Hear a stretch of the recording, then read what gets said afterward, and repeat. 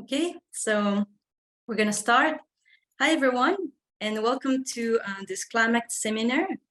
It's a special session today because we're going to have 4 presentations of different projects, different CLIMACT Starting Grants funded in 2021 by CLIMACT. We're very happy to have the presentation of those projects today. My name is Charmily No, and I'm project manager at CLIMACT. And I'm going to be the moderator of this session today. So regarding the presentations, we have 4 very nice speakers. We have first Grégoire Bobillier. He's going to tell us about investigation of permafrost instability based on a thermo-mechanical numerical model. Then we're going to have Nicolas Escoffier with his presentation entitled Enhanced Weathering for Carbon Sequestration, a case study for Swiss agricultural soils. Here we go. Then we're going to have Antoine Vialle, who's going to present Did You Say Starting Grant towards a database and methodology to study Swiss urban soils environmental functions. And we're going to end with Jan Skaloud with his presentation Stone Pine Colonization in the Alps, Ups and Downs through a Valley and the Project. The discussion will be approximately 10 minutes each.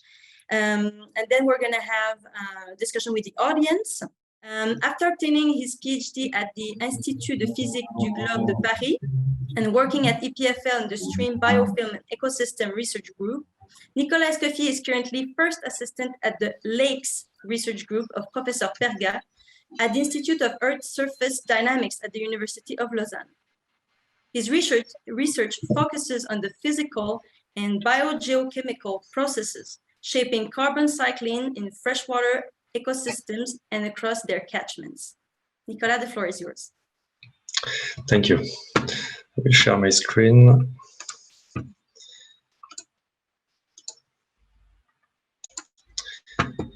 Can you see it now?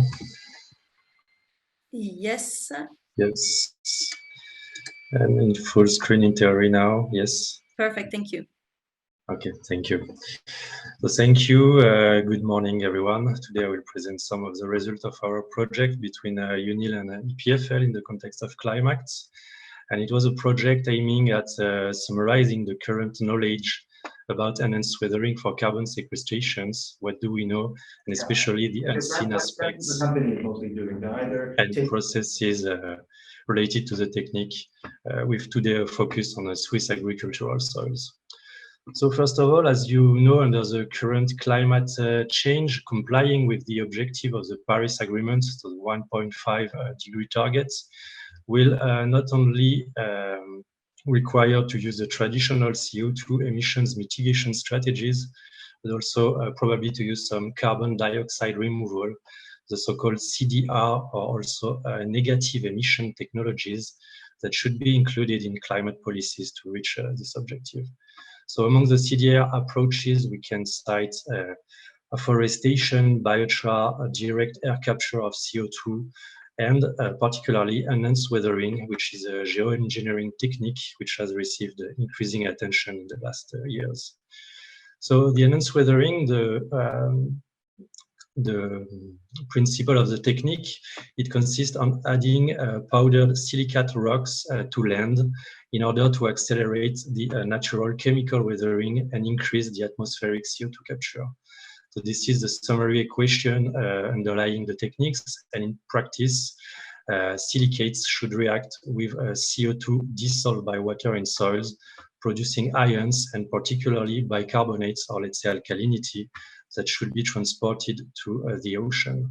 So there is a focus on this technique in agricultural lands, but it could be also applied in forest and in other parts.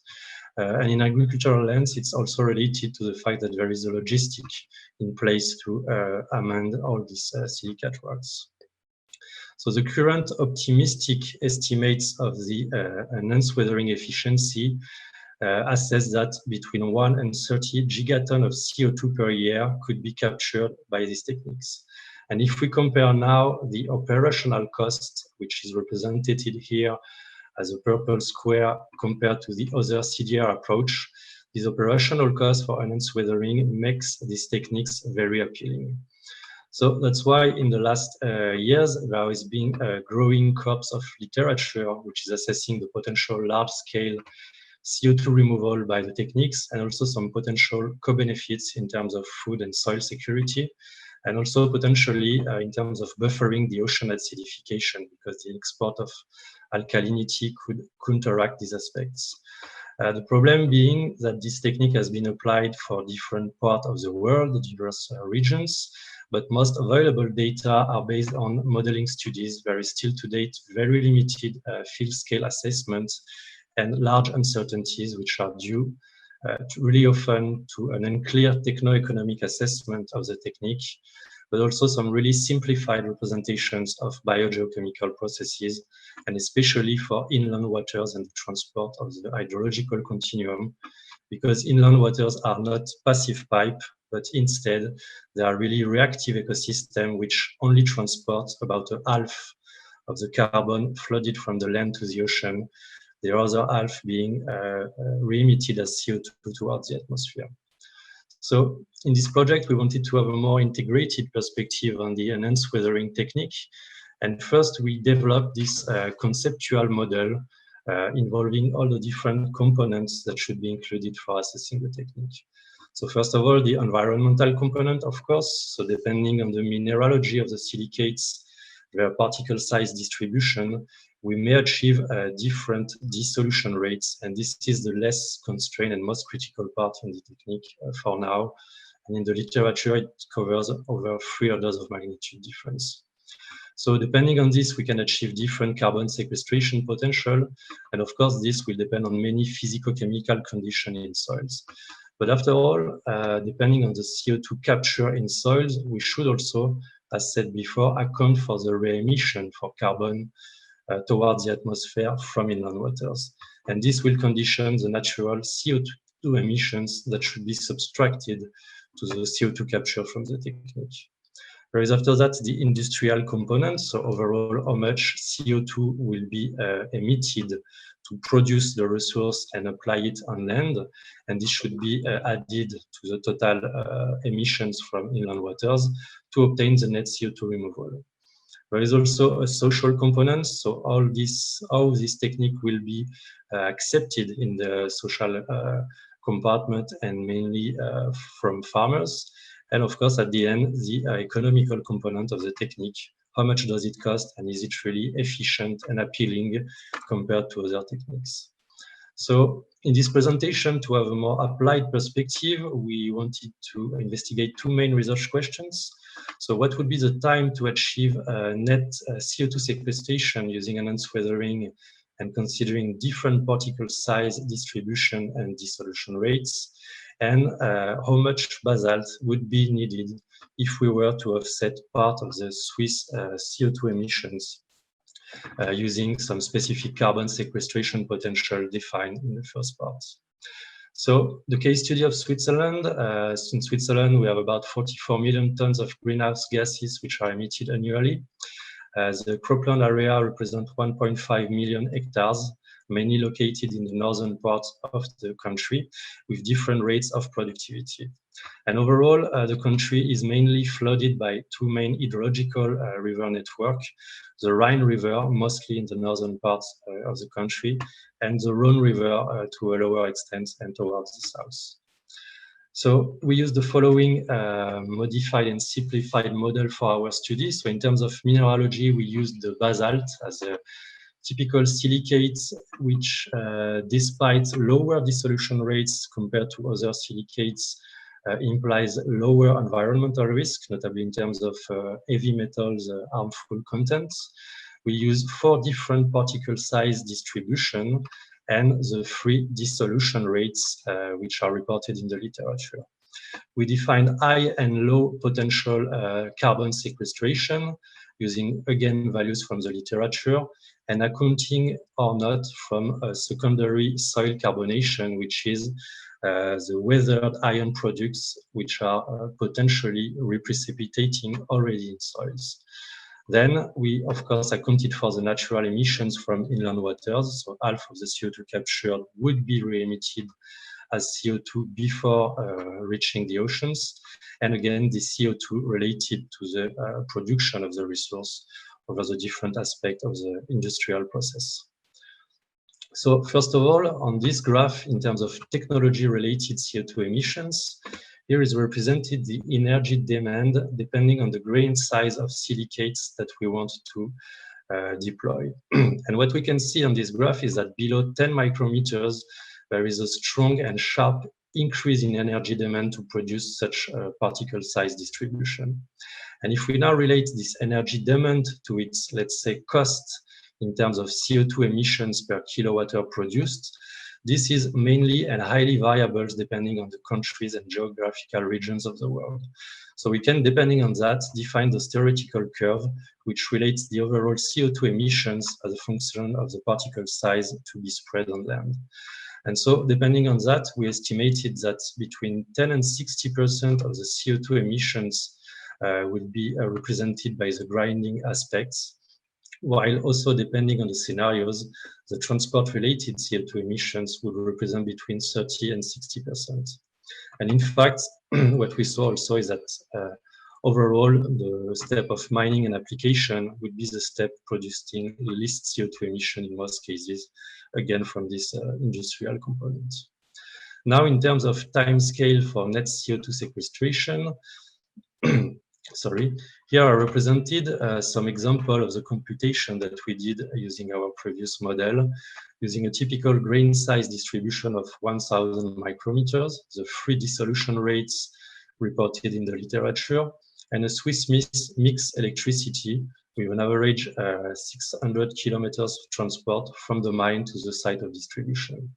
And here in those graphs are represented as a function of time in years, the CO2 which is captured depending on when looking at the purple curves, depending on the max and lower boundaries of carbon sequestration, what would be the CO2 capture.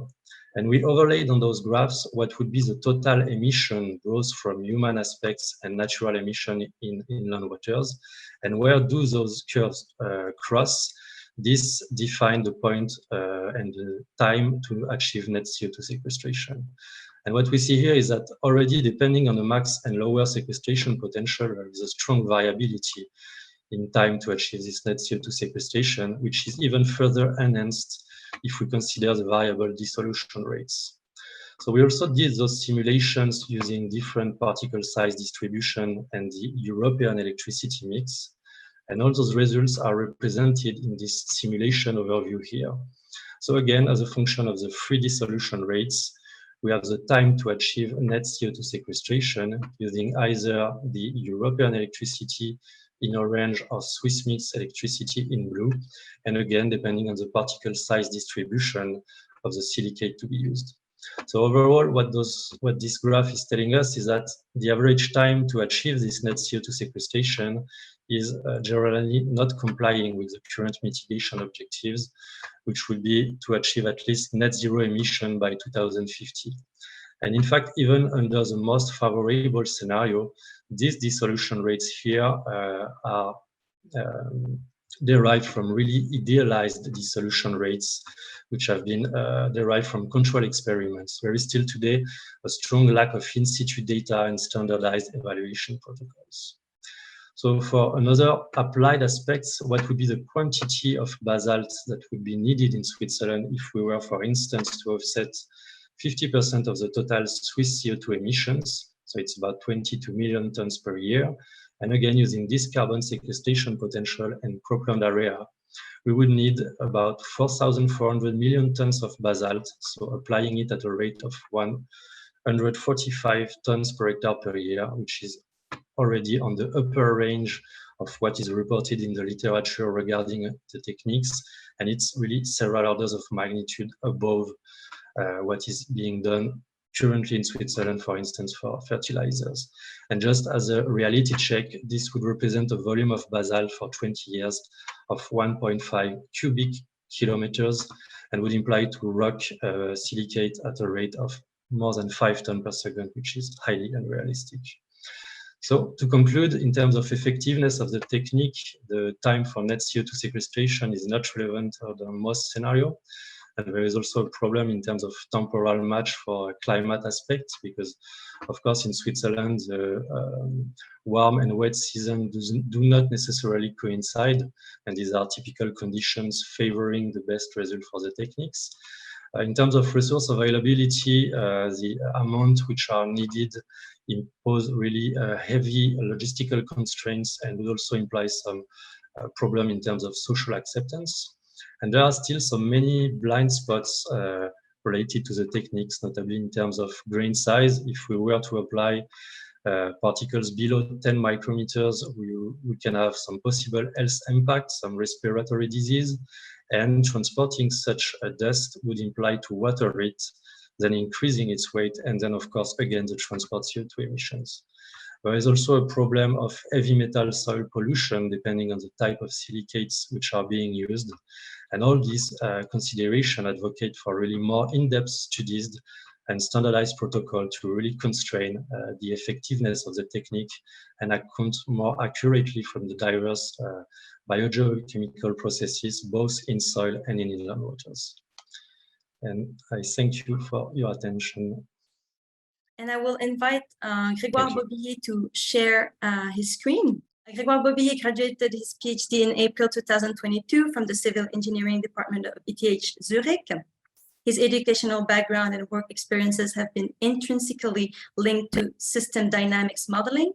During the project MPM Rock Wall, supported by CLIMACT, he uses his experience to model permafrost rock wall instabilities numerically.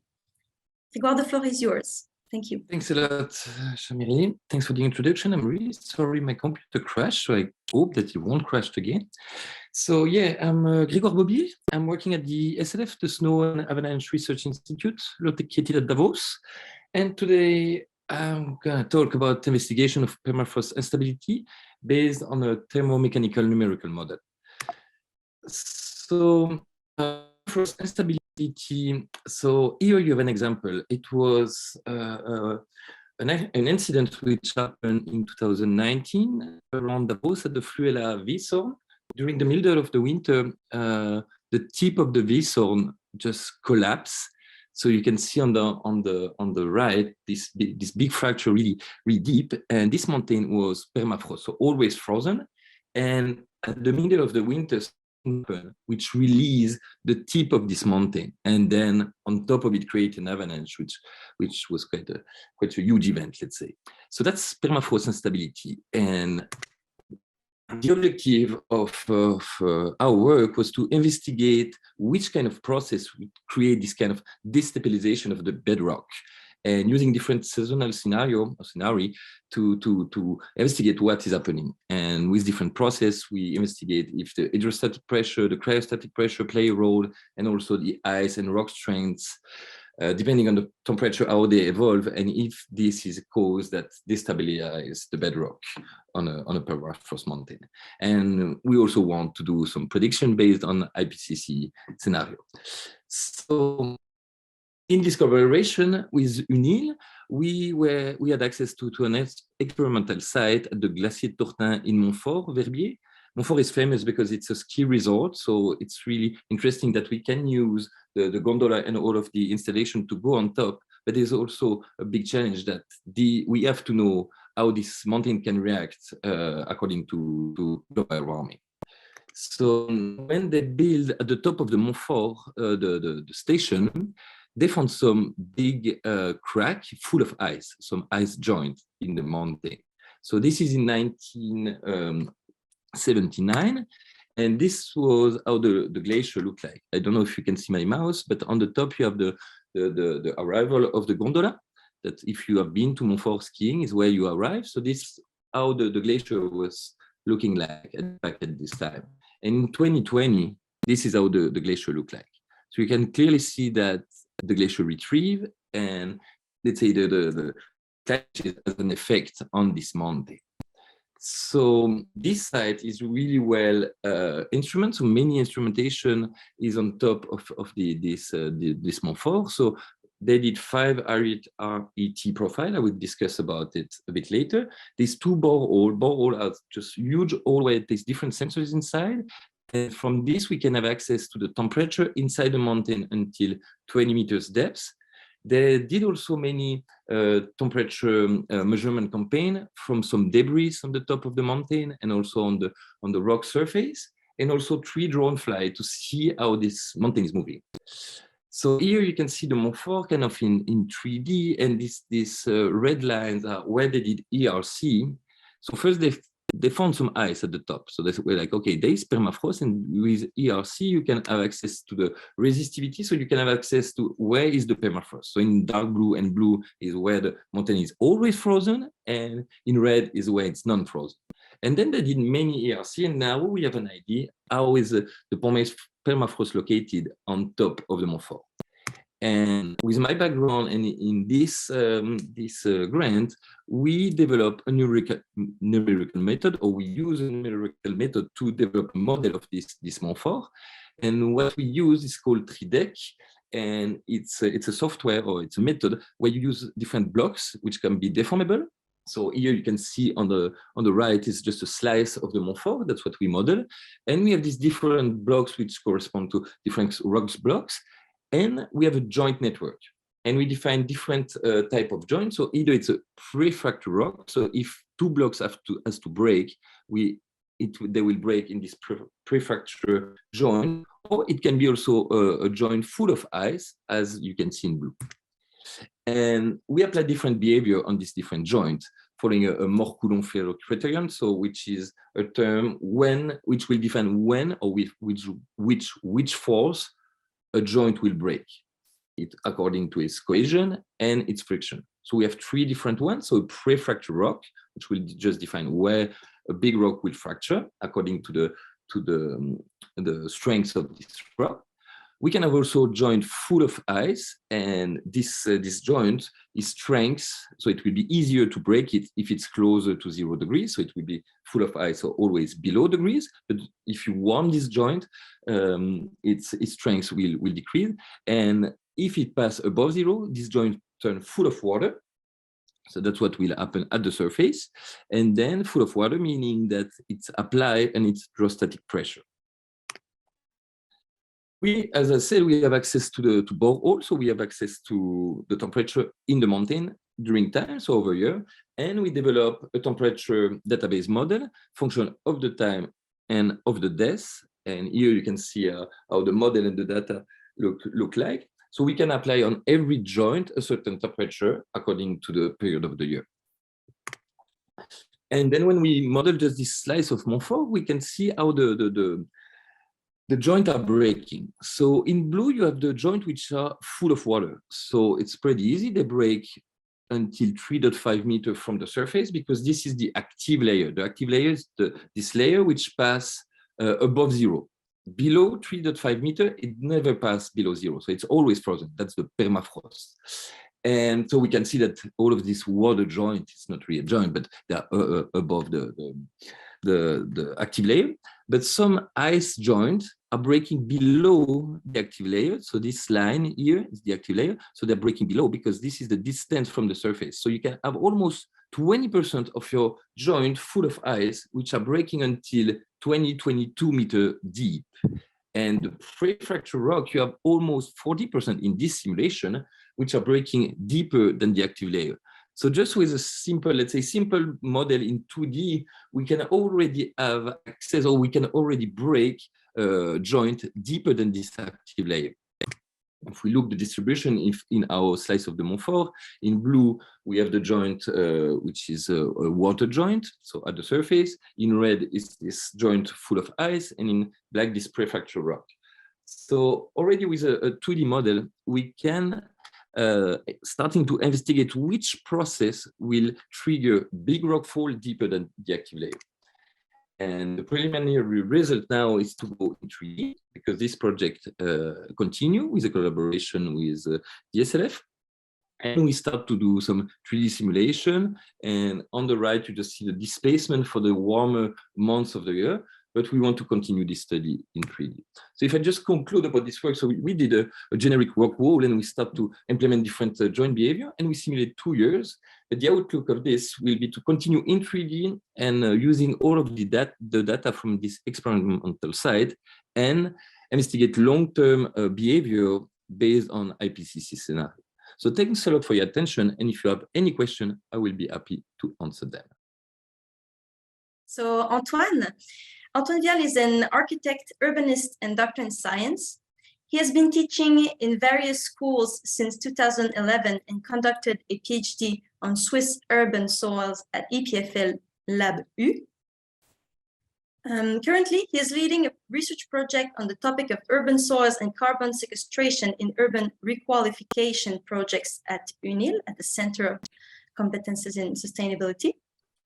Antoine Vialle is also assistant curator for the Lausanne Jardin Festival 2024. Can you put your presentation full screen? Do you have it in another format? Otherwise, we can go, oh, this way. Here we go.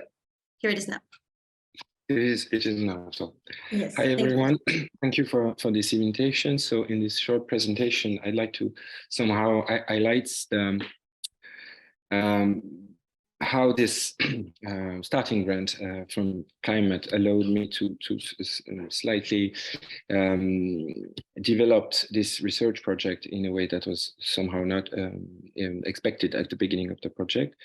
Especially the most important fact that somehow affected this journey of this year of funding was the fact that I was able, from the starting grant, to acquire some extra fundings that somehow the first results that we're now obtaining from this research, but also somehow brought out some new outputs of the research. The first one is the fact that this extra fundings allowed to develop somehow a network of researchers involving 4 institutions.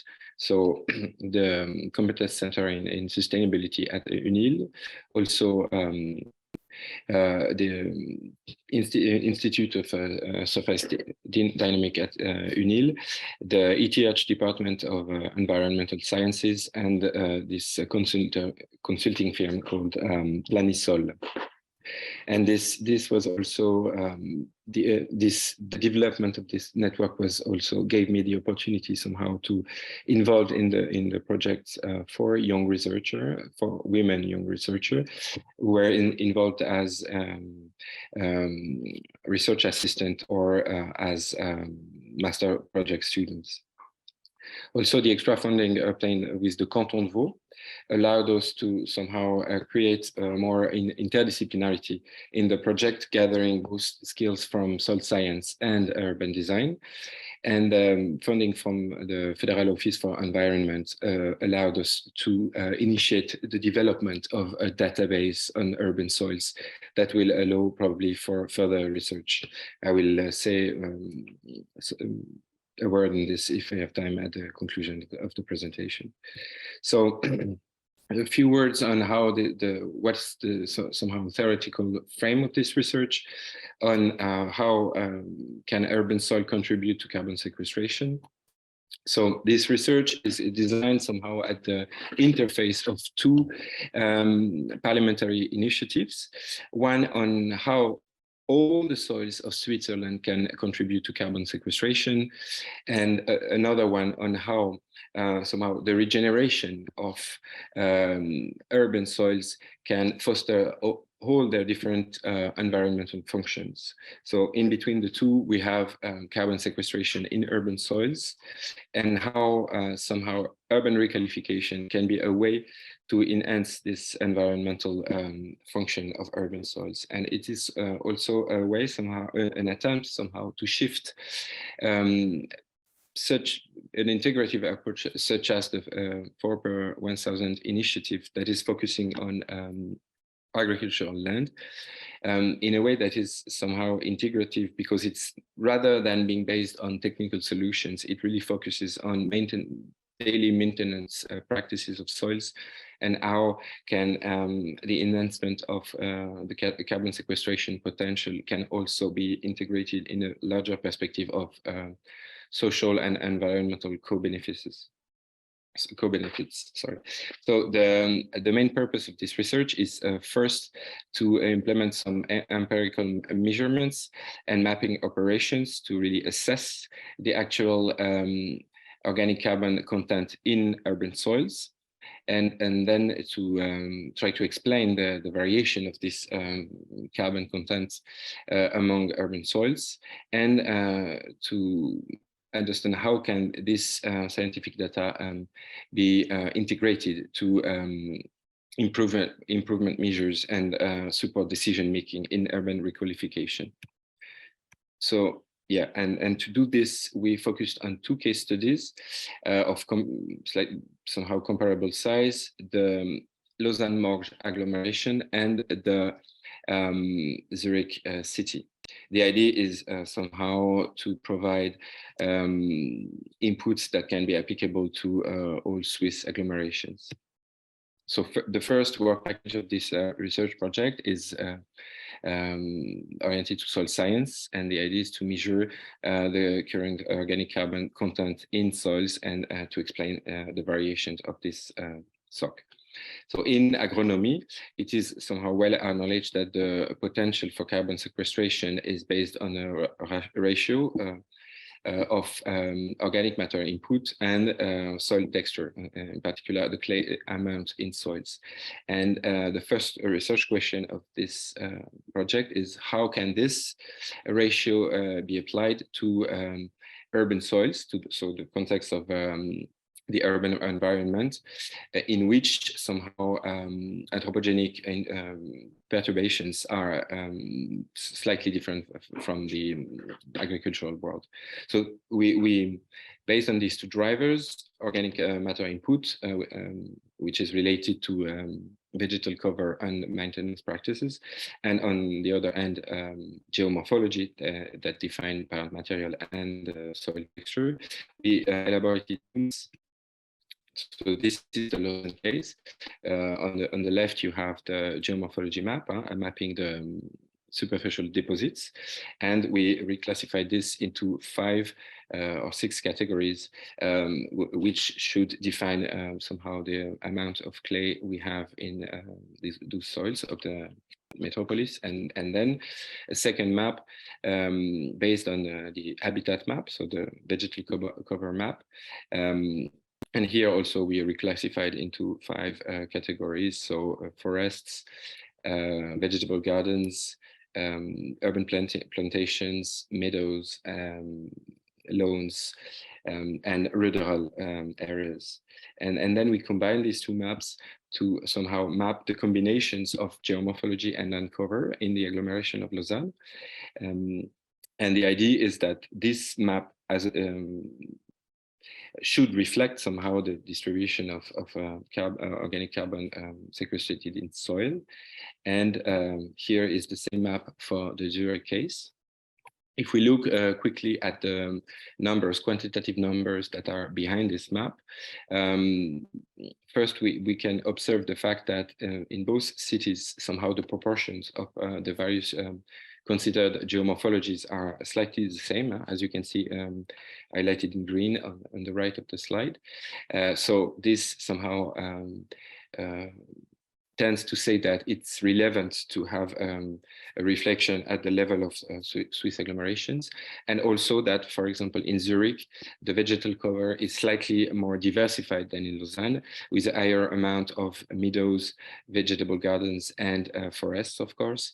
And this is related to maintenance practices, and this could have an impact on how soils can sequestrate carbon. Also, somehow this map defined some landscape specificities with highlighting some geomorphology and land cover associations that are particularly relevant on an agronomic point of view, and that should also be taken into consideration when we try to elaborate the different measures that could enhance carbon sequestration. For example, we can see that forest grows preferably on marls outcrops or along rivers, And then on the other hand, some habitats, for example, lawns, are somehow distributed all over the city, no matter in which geomorphologies.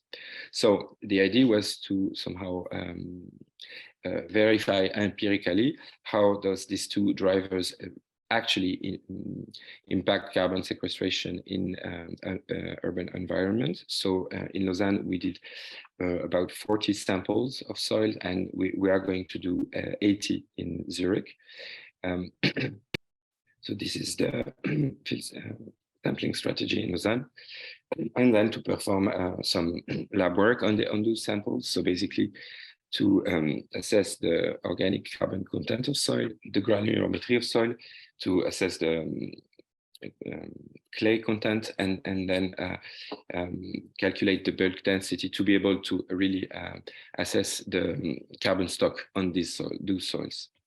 So the expected results, some of them are already achieved: the calculation of the carbon stock, the understanding of this distribution of this carbon stock depending on geomorphology, so soil texture and vegetative cover. And then another work package will be dedicated to the application of these results to urban development and requalification strategies, and then adding the Zurich case that will be developed next year, somehow have how can this urban soils contribute to a national approach to organic matter management. So the second work package is really will focus, we are starting it now, on the integration of this scientific data into land management and urban development practices. So to do that, it's of course to provide original information, so the informations on carbon sequestration in soils. Then on a methodological point, to really understand how can this information and be interesting in the somehow life cycle of urban requalification projects, and then tends toward generalization to see what are somehow the soil-related challenges when we are talking about urban requalification, and the possibilities of improvements, both in land maintenance practices and in design. So to do that, we selected in Lausanne 3 sub-case studies that are somehow rich and diversified enough to really address this question, that are reflecting the diversity of the landscape of the agglomeration, and that are somehow reflecting the 3 main strategies of urban requalification. Namely, the establishment of large-scale unbuilt area that are multifunctionals. On the one hand, some densification project on the second, and third, mobility corridors. So I will. So the idea is to somehow assess more in detail the current situation of these 3 side projects, to see, based on interviews with stakeholders and experts, how soil have been taken in consideration in these projects, and to estimate the impact of this project on carbon sequestrations, and then to formulate recommendations, and then scale up to see how the findings for these 3 sub-case study can be somehow generalized to the agglomeration project in general. So the first case study is the Blecheret agglomeration park, which is somehow an agro-urban park. And the idea is to really study, based on the soil information we have gathered, how what is the carbon sequestration potential of such a large park in the city. So you can see here the soil information we have gathered. The second case is a densification area. So we took the UNIL EPFL campus, and really here the question is how can somehow soil functionality and densification be somehow reconciled with this notion of green density. So how can the green spaces of this development project can be somehow intensified, also considering demineralization strategies. And the third, so here are images of the soils we're considering to study in this case. And the third project is soft mobility corridor that will be developed throughout the whole agglomeration of Lausanne-Morges, and to understand somehow how can we consider soil quality in the establishment of this mobility corridor. How can then this mobility corridor on all the green areas that accompany it can be maintained and designed in a way that would foster carbon sequestration. So here you can see a detailed image of this. Thank you for your attention. So our next speaker will be Skaloud. He's a senior scientist at the Geodetic Engineering Lab at EPFL. His research focuses on improving the reliability and accuracy of mapping from mobile platforms through advances in sensing and data fusion. He is a fellow of the International Association of Geodesy. In 2020, his long-term contribution to research in photogrammetry and remote sensing was honored by the ISPRS Samuel Gamble Award. So, Jan, the floor is yours. Thank you, Charmel. In the time that is running down, I would like to introduce some new remote sensing techniques that we aim to put in place so that we can infer on changes occurring at the pedestal of Mont Blanc, so the highest region in Central Europe that you see on this picture. Why we look at the stone pine, the reason is that this tree species is the one that is moving the ecotone tree line the highest, so it's a driver of these changes. And our partners are Davis Tuya from EPFL and Christophe Randa from UNIL. So the goal is to come up with some new entries that are qualitatively and quantitatively better for tree species distribution modeling that our colleagues in WSL and UNIL are putting in place, so we can predict better the changes in this alpine environment occurring under a number of drivers, as it is temperature, precipitation, and geomorphological changes. And here you have the example of a stone pine in Val d'Arpet, where which is the valley that actually the trees are noted as the highest one in the Alps. Now you may ask yourself how this species inventory approach has been done up to now. The answer is very easy. Like this, you see Christophe climbing up and down the valley and doing in situ inventory. That is very precise, but very also time demanding. And because of this, it's done only on transects that are limited in the distribution spatially and also in orientation. So the question is, you know, how the situation looks in other parts of the valley under different orientation, under different inclination, and also how this could be monitored in other valleys, and maybe why not in the whole region.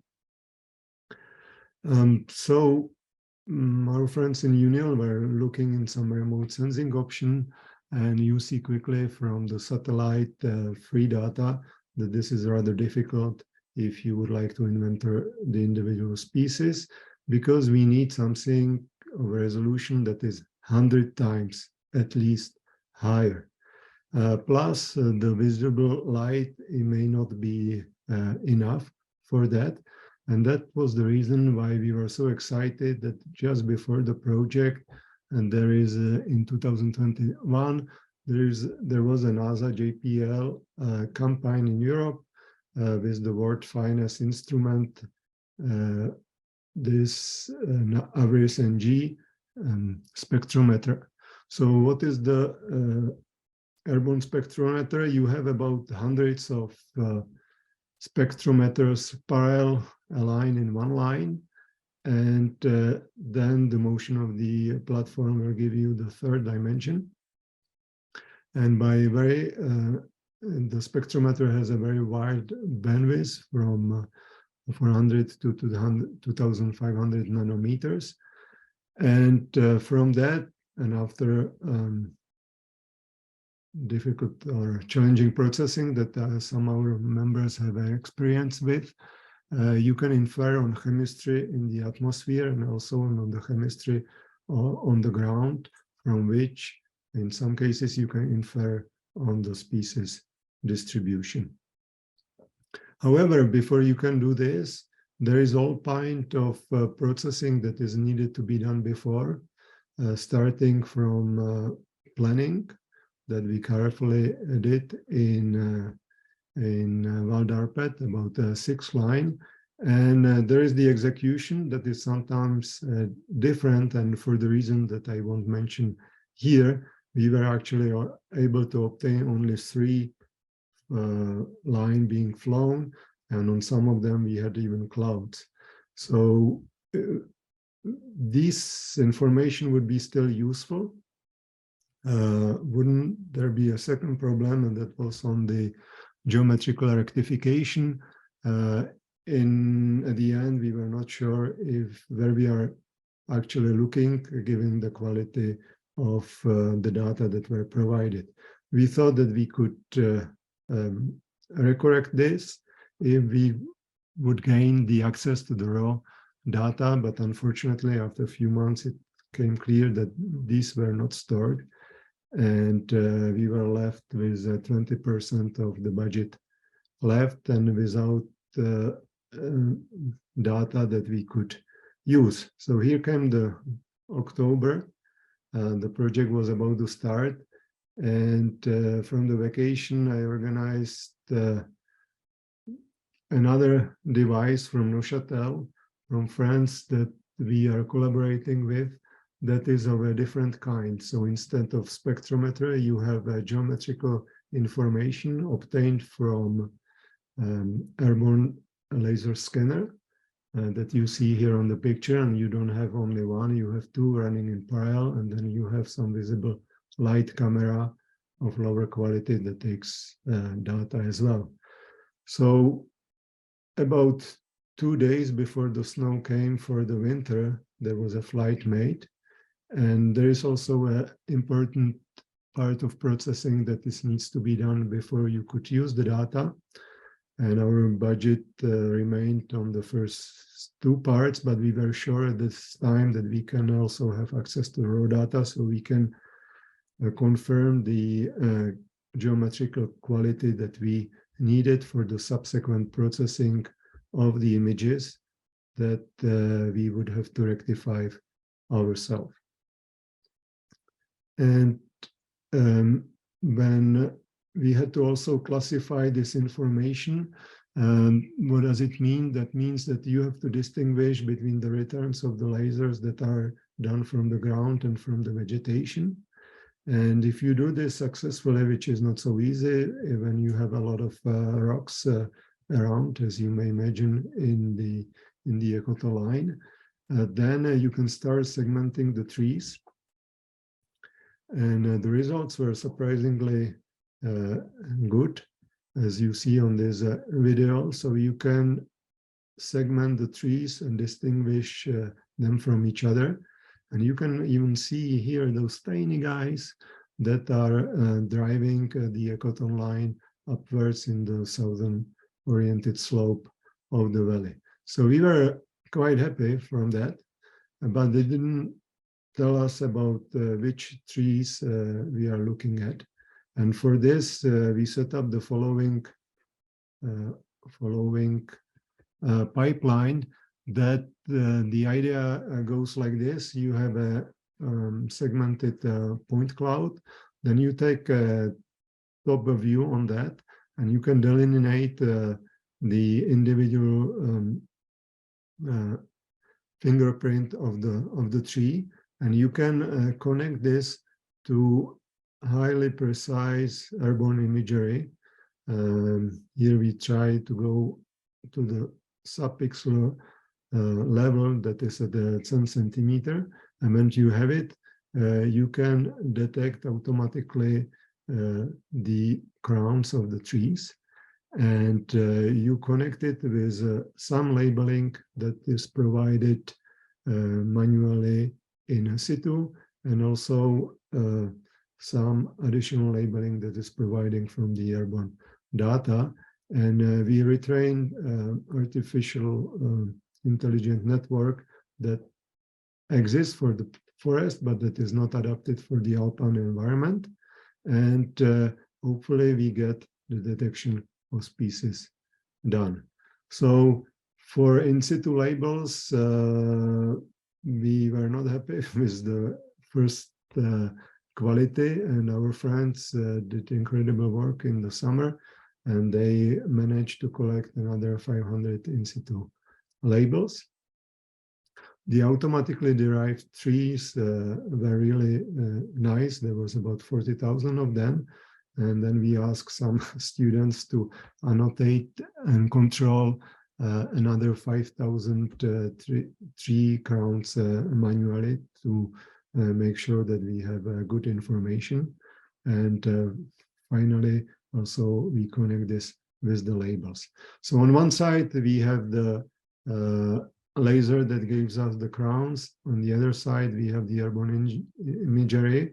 And on the third side, we have the pre-trained network that needs to be retrained for our case with those fuzzy crown on one side, and on the other side, the hand labels. And out of that, this red network, we predict the crown and also the species. So here's the overview of the results.